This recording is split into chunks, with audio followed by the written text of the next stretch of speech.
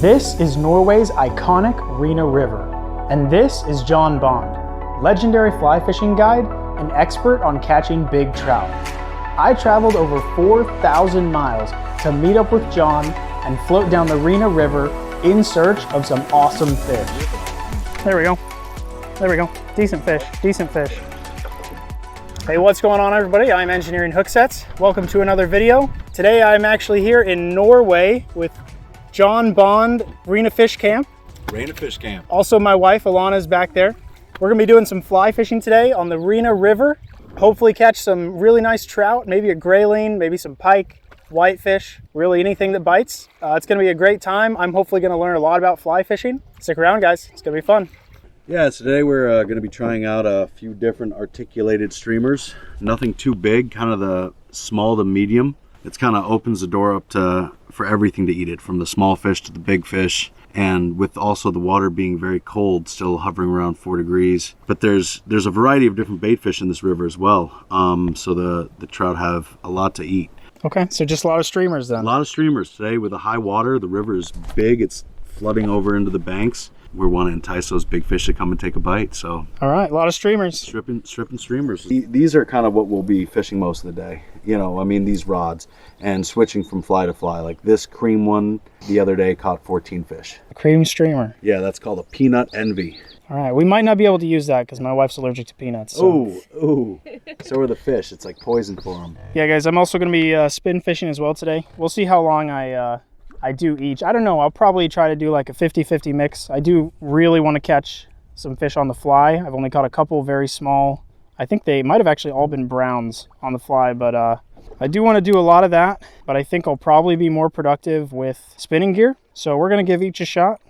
I've actually never had a spinning rod in my boat before. Can you just say that again? I've never had a spin fisherman with a spin rod in my drift boat before. All right, but I'm excited to see what might happen. We might see the truth today, people. We might see something glorious, something next level, something around 20 pounds. I can't believe I'm pinching down all the barbs on my... This is like my favorite micro jerkbait. Oh man, this is the way though. This is a Rapala X-Wrap Countdown.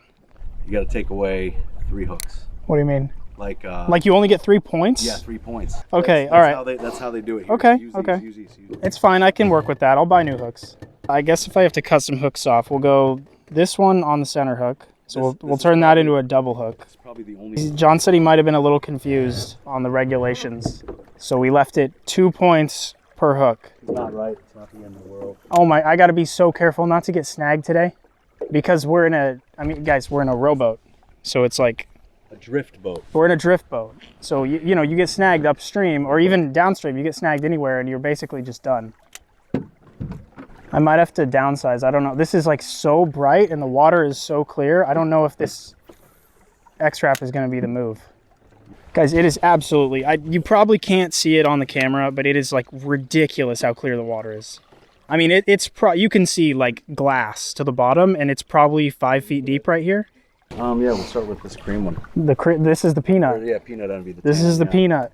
What do you call it? The peanut envy? Circus. Yeah, it's the peanut envy, because there was a fly that somebody invented, like one of the first streamers ever, was called the circus peanut. This other guy, Kelly Gallup, made the peanut envy to kind of like bow down or envy. We are going to see just how bad of a fly fisherman I am today. It's cool to have it on video because you can see your progression. So with a streamer, you go like that, right? Yeah. So whenever you're stripping line in, it's in that finger. Oh, okay. So like, say I was really fishing, rod down, pointed at the water, and I strip 1, 2, pause, 1, 2, pause, or you can go real fast in longer strips, you know. But it seems like that strip, pause works the best. And for the most part, you want the rod to be straight up and down. You don't want to be casting too much to the side. You can once you get a little bit more into it, but you really want to focus on not breaking your wrist, as in like doing this. Yep, always in that finger. There you go. Even a little more time behind you. More time behind me. All right. You've got 1, 2. Yep. There you go. And think even less of a push. 1, 2. There you go. Oh, that just all flopped down in the same spot though. That was good. You keep doing that, we're going to catch fish today. You want to consistently remind yourself, don't throw it, cast it. It's not about is how much power you have, your strength. Yep, that's a good one. Just flip out there. Yeah, it started again. Boom. And only let line go when it's in front of you. So right now you can let go of the line. There you go. That looked really good. It's funny because there's like a ridiculous amount of people in Illinois where we live.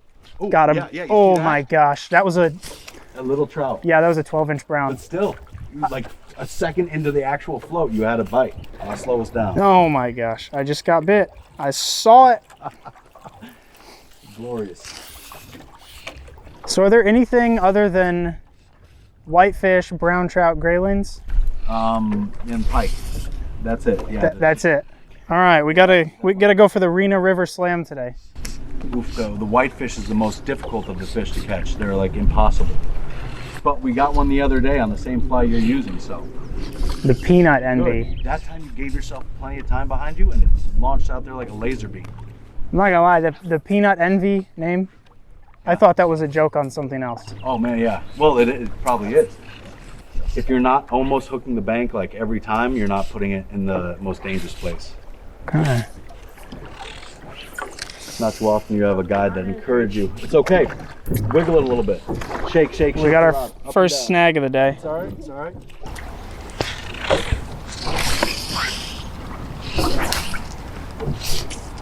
To be honest, we're kind of entering the zone where spin rod might do. Pike zone? All right, you don't got to tell me twice. I want to catch a pike today. Yeah, you really miss like all the scenery when you're just fishing. Oh yeah. It was the worst in Montana. I mean, it's a very, very beautiful area. Yeah, this reminds me of like Maine, and it's not every day we catch pike. I mean, I streamer fish a lot, and my pike catching ratio this year it's been a lot more.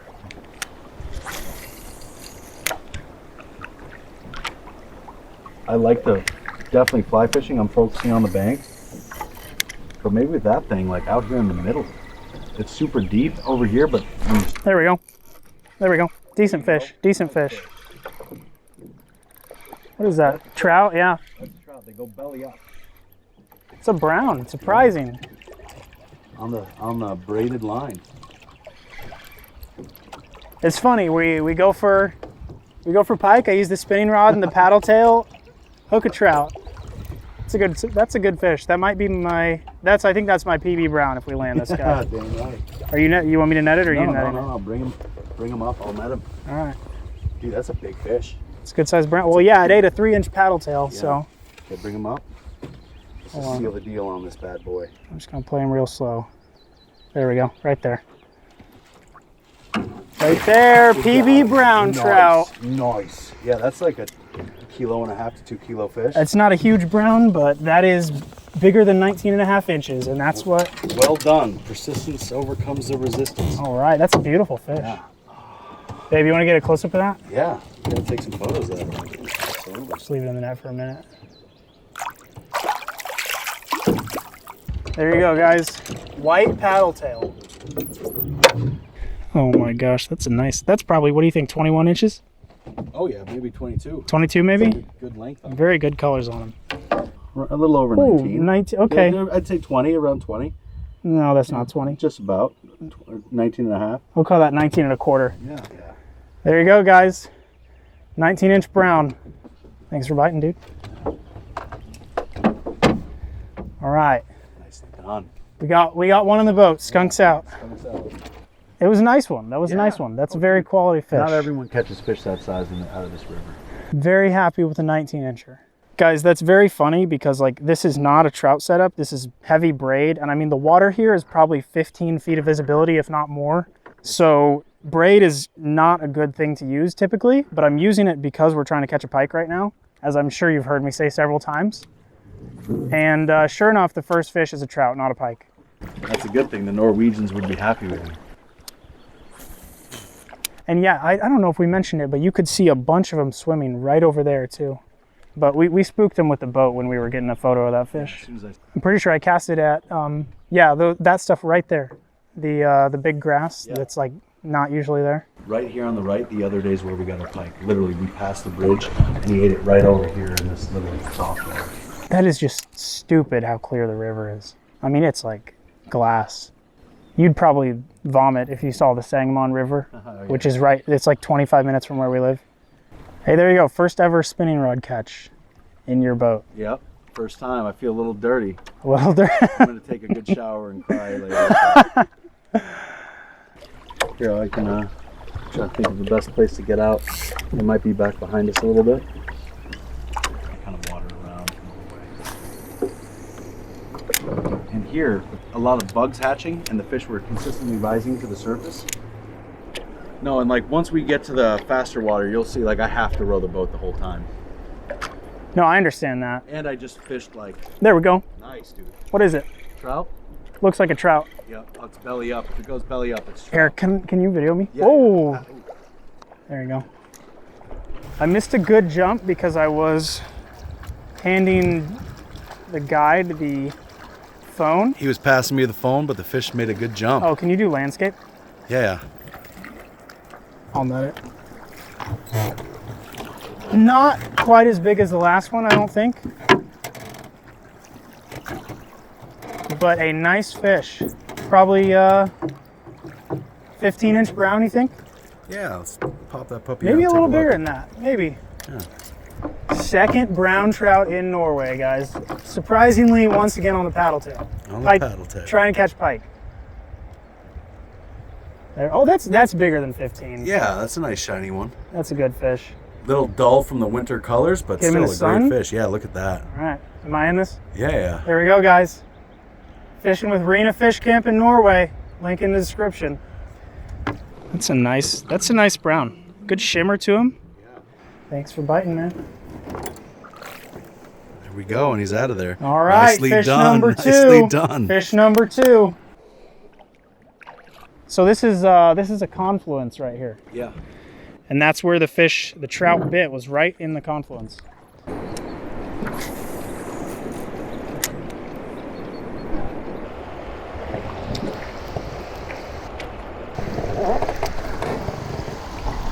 I mean, this whole want to be in like the underneath where the food's just coming straight from like. Yeah.